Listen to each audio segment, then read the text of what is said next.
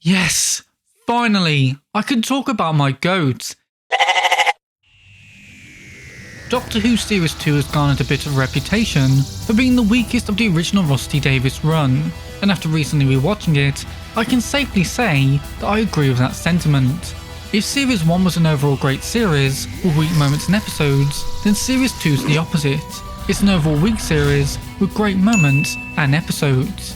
But those brief glimpses of something genuinely special are let down by the consistent mediocrity, and in some cases, truly awful segments of this series. I could go into detail and analyse why Fear Her, for example, is such a bad episode, but I really don't need to, since all of you have had the great displeasure of actually watching it, so you know how bad it is. Just me mentioning it now is like reawakening repressed memories from long ago, which I apologise for. The same could also be said for Love and Monsters. Having these two episodes back to back could have been a death sentence had the finale not been so good. Can we just quickly take a second to talk about Love and Monsters here, because it's such a weird episode. Honestly, this feels like a more experimental instalment that would be a more natural fit in the current season with Ncuti Gatwa, since they seem to be doing whatever at the moment. Truthfully, I think this would have had a better chance of working had they not used the Absorber off as the villain, or even if they just toned him down a little. He's just far too over the top and comes across like a caricature, which makes sense as it's an alien pretending to be human and is playing the role in a way that it believes is accurate, but it's still a bit much, with some of the dialogue being too on the nose. Don't make this personal. I don't like to be touched literally or metaphorically, thank you very much. I haven't got the time. Bleeding hearts outside! However, it's not all bad, as Mark Warren is a great actor who makes the episode far more watchable, and it does also shine a spotlight on everyone's favourite mother, Jackie. I love that Jackie ends up doing all the espionage stuff instead of Alton because she wants to shag him, which results in hilarity. Take it off, I'll put it in the wash. Oh, come on, it's only a little drop. Oh. There now. Ruined. Now Alton, you have two choices here. The first one, Rob. The second one is to just let what's about to happen. Choice is yours. You're right, it is a bit hot, but it's about to get hotter.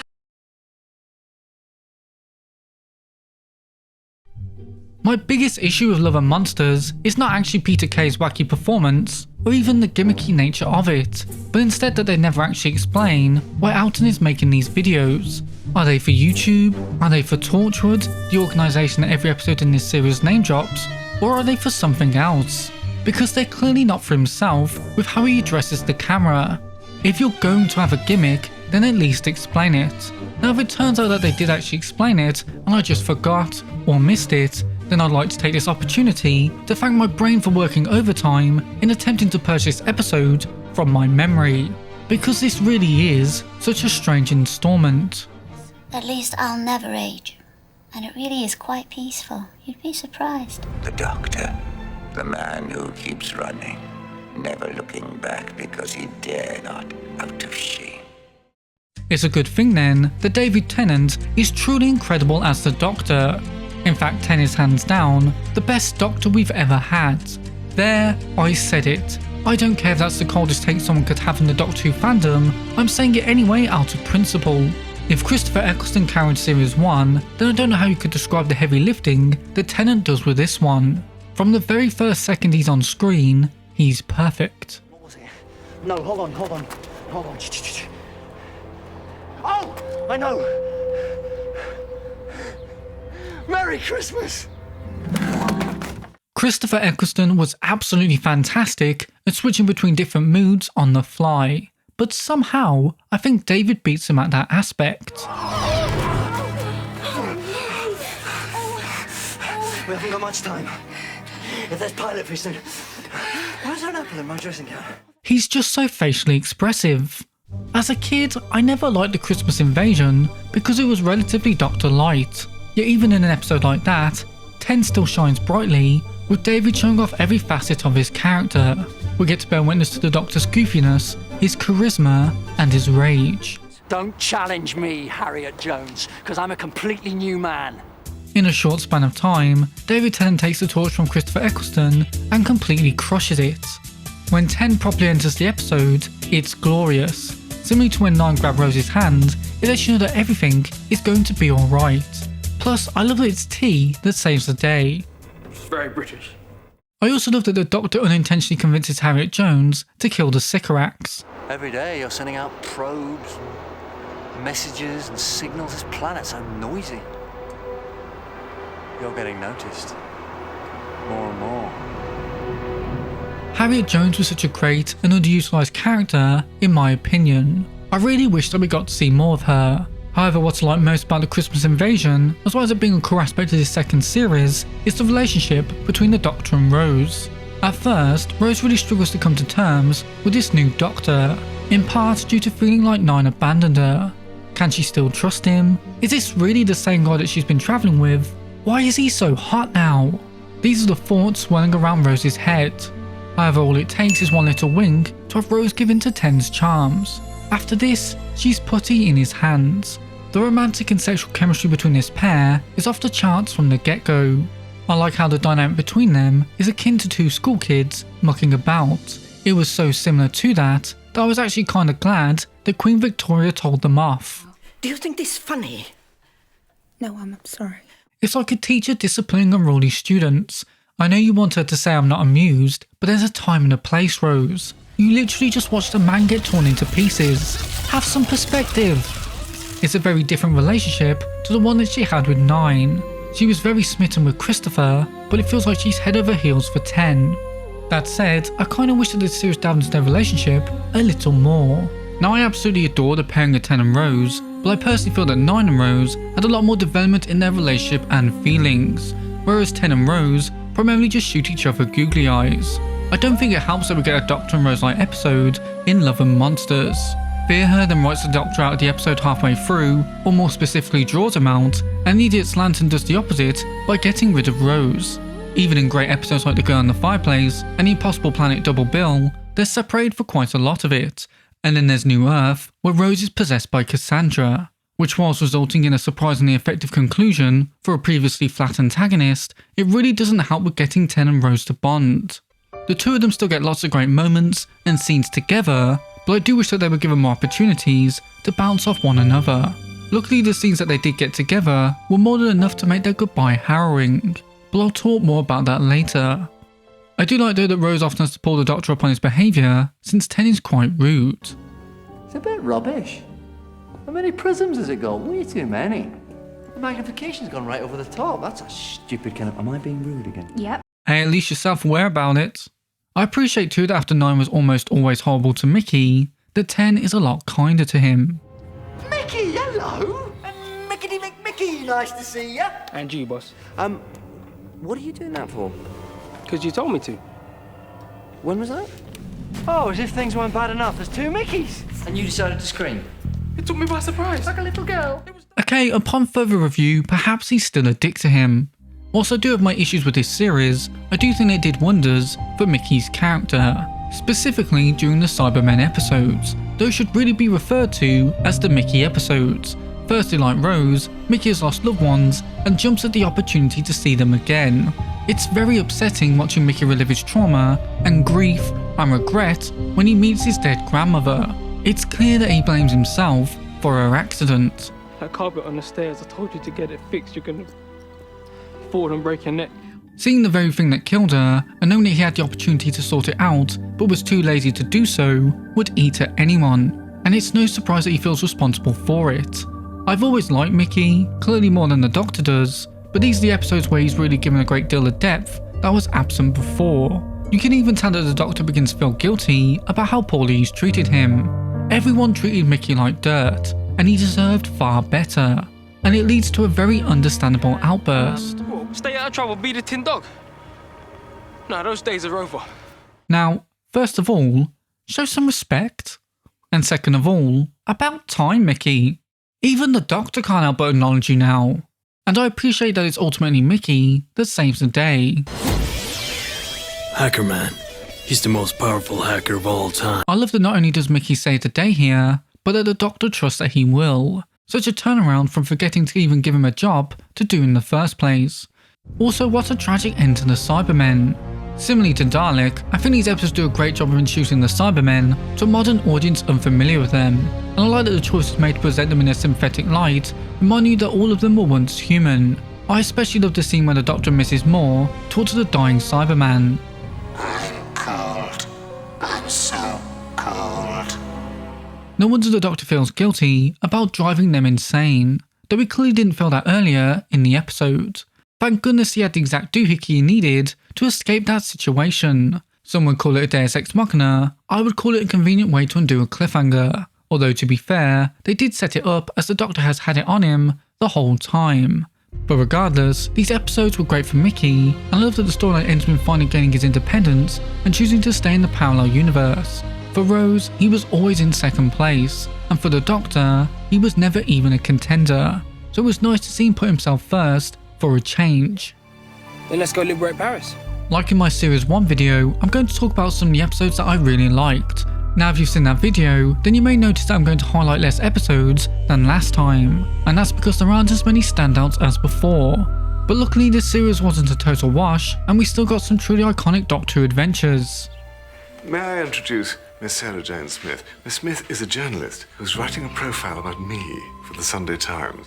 The first episode that I want to discuss is School Reunion. In my opinion, this is the best example of Doctor Who bringing back a former companion, because it just feels so natural.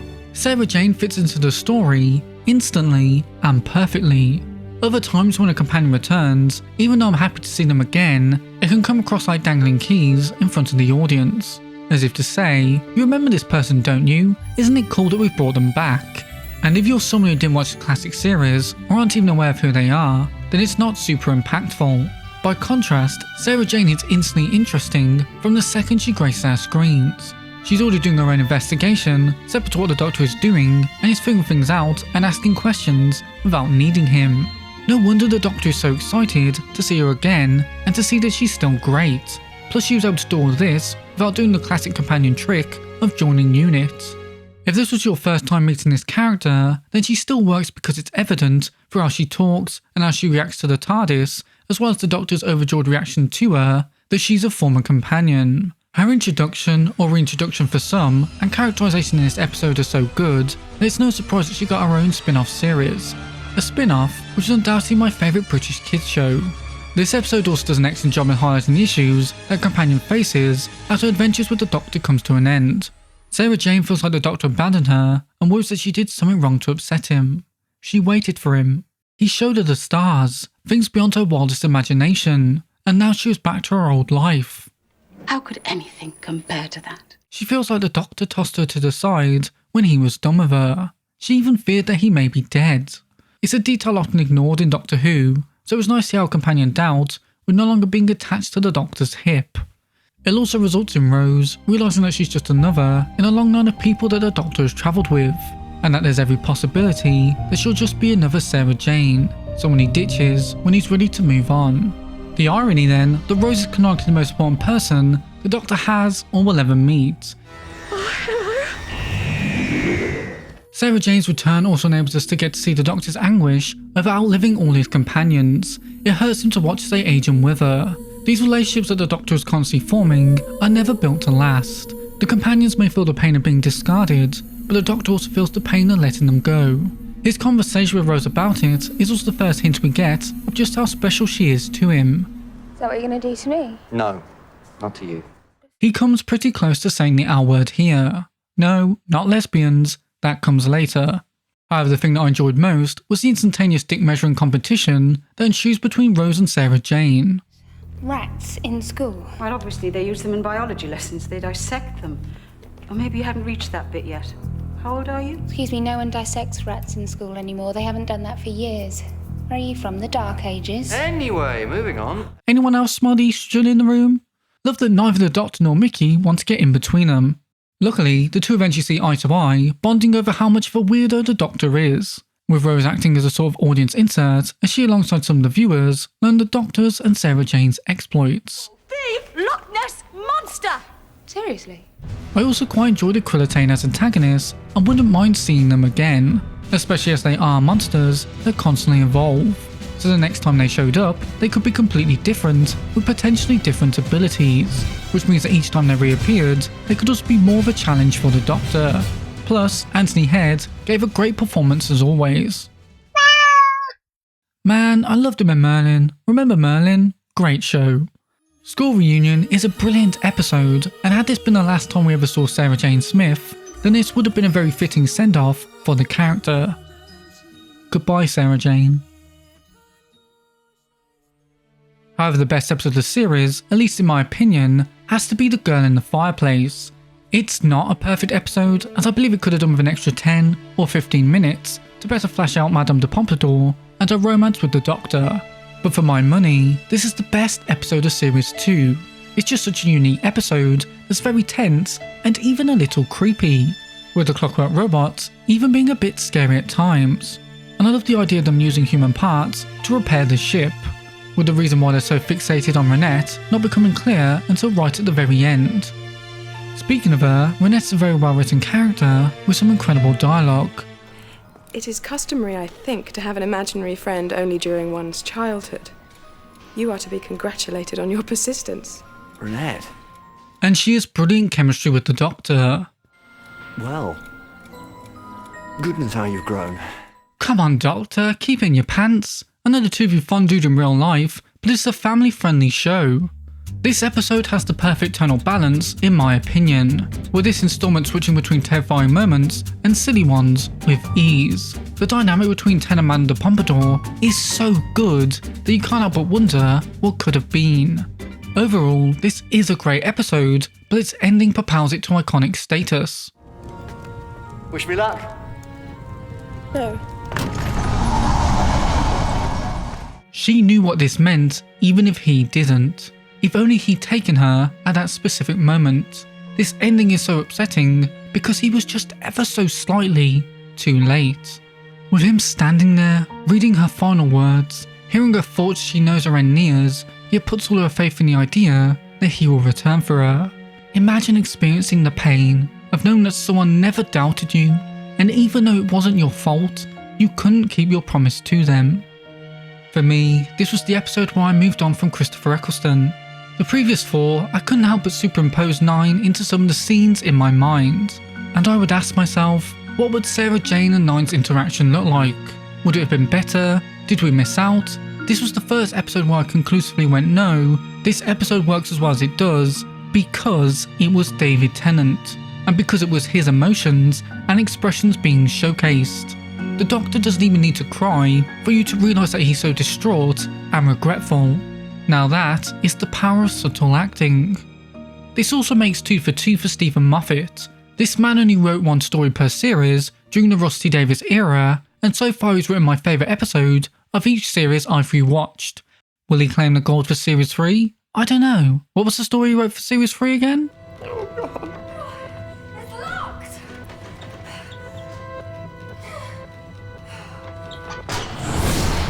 Nah, no chance. The next adventure I want to discuss is the Impossible Planet Double Bill episode. It's a storyline where the Doctor takes on the Devil. This is a very claustrophobic tale where the Doctor and Rose's backs are firmly pressed against the wall. The TARDIS has lost a fight with an earthquake, Rose and the Doctor are separated, meanwhile the crew are being hunted down by these Ooh creatures that have some of the best creature design in the entire history of Doctor Who. All of which is the perfect concoction for a very tense and horror themed episode. I'm right behind you. Don't look at me. One look and you will die. I mean, this is the Devil, he doesn't lie. Also, I'm just now realising that it was the Beast that insulted Rose, not Toby. Not your best angle, Danny. Oi, stop it. No, it could be worse. Oi! The Beast is easily one of my favourite antagonists due to how clever and powerful it is. In a sense, Doctor Who is basically a sci-fi version of Sherlock Holmes, with the clueless companion occupying the role typically afforded to Watson. If Sherlock Holmes can't figure something out, then there's a problem, and if the Doctor doesn't know something or can't comprehend the threat he's facing, then you better start running. Which is what makes this episode so scary, since the characters literally have nowhere to run. Both the Doctor's storyline and Rose's storyline are excellent, with the Doctor discovering the Beast's plan, as well as slowly piecing together what he can of its origins. Meanwhile with Rose, we're watching as the Beast scheme unfolds, all the while he gaslights everyone from within Toby's corpse. Are you going to start shooting your own people now? Is that what you're going to do? Is it? You know, with the benefit of hindsight, Rose, Jefferson absolutely should have shot him, because all you really ended up doing was kill stealing. Lastly, I loved the little conversation between the Doctor and Rose, where they discuss what they'll do now that they've lost the TARDIS and their ticket home. I like that the Doctor's against the idea of living alone in a house, leading Rose to say, I don't know. It could be the same one. We could both, I don't know, share. Or not. Yeah, whatever. It's easily the most forward either characters about their feelings up to this point, and it just feels so natural, with there being this slight awkwardness as they both come ever so close to confessing, yet tiptoe their way around it. I might have wanted this series to highlight their relationship more, but when it actually slowed down and did, it made it obvious just how cute these two are together. But just think of it though. All the people we've lost. Our families coming back home. Don't you think it's beautiful? I think it's horrific. Well, someone clearly didn't like family get-togethers. Yet again, I need to defend Rusty Davies, because once again, he's rustled up a great finale. Army of Ghosts, to me, is a perfect Doctor Who episode. As like The Girl in the Fireplace, it strikes the perfect balance between serious and silly. One minute the Doctor is demonstrating how intelligent he is, the next he comes across like a prat. No, Doctor. I really enjoyed Ten getting paired up with Jackie, because Jackie is always great. If we end up on Mars, I'm gonna kill you. She knew! Their pairing honestly feels like a test run for Ten and Donna. Allons-y, but not too fast. Our ankle's going. I'll show you where my ankle's going. Also, Martha's in this episode, and she's actually keeping her eyes off the Doctor? What's happening? Oh, she's dead now. I don't remember them killing her off before she even became a companion. But in all seriousness, this finale is fondly remembered for finally bringing the two most iconic Doctor Who monsters face to face.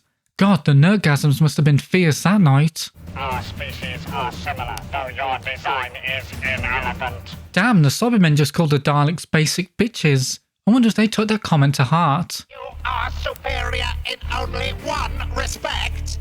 What is that? You are better at dying.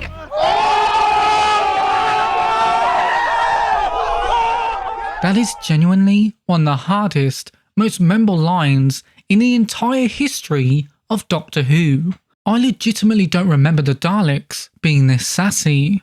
You didn't need to kill him. Neither did we need him alive. I love that the fight between the Daleks and the Cybermen is so one-sided. It's like watching a cat fight between a kitten and a lion with lasers attached to its back. However, what I love most about this episode, and what I believe most people think of when discussing this finale and this series as a whole, is the devastating goodbye between the Doctor and Rose. I don't think a companion's exit has ever been as upsetting as the one Rose experiences. Even though she eventually gets her happy ending with the Metacrisis Doctor, Ten never gets his with her, and sadly never did get to reveal his true feelings to her either. For him, he just got to keep wandering the universe alone, and that will always be upsetting to me. Whenever I think about Doctor Who, this scene of Rose and Ten on the beach in Norway is one of the first things that comes to my mind. That is how iconic it is. And on top of that, it also highlights why the Doctor shouldn't cry all the time. We were able to gauge how distraught he was reading Renette's final words, and how emotionally devastated her death left him. So to see the Doctor tear up over losing Rose really distinguishes how much pain he is in over both saying goodbye and being unable to confess his feelings to her. This is why a character shouldn't cry every episode, because if you save it for the moments that matter, they become so much more impactful. Although I would admit I do wish they left out the bit with Donna at the end, since it really undercuts the emotions of the scene. It would have been better if they just saved this for the start of the Christmas special. What? And those are all my opinions on Doctor Who Series 2. This video was a bit more negative than the one I did on Series 1, so let me know if you think that extra negativity was warranted. Do you think Series 2 is the weakest of the original Rusty Davies run? How long did it take for David Tennant to worm his way into your heart? Is he your favourite Doctor, and what was your favourite episode of this series? We may have had some stinkers, but there were some great stories too. Do let me know what you think down in the comments below. And whilst you're down there, do be sure to hit the like button. It really helps both me and the video out. And if you're feeling especially generous, then do consider subscribing. I'd love to have you become a regular viewer. But until next time, thank you so much for watching this video, I really appreciate it, and I hope to see you in the next one. Goodbye.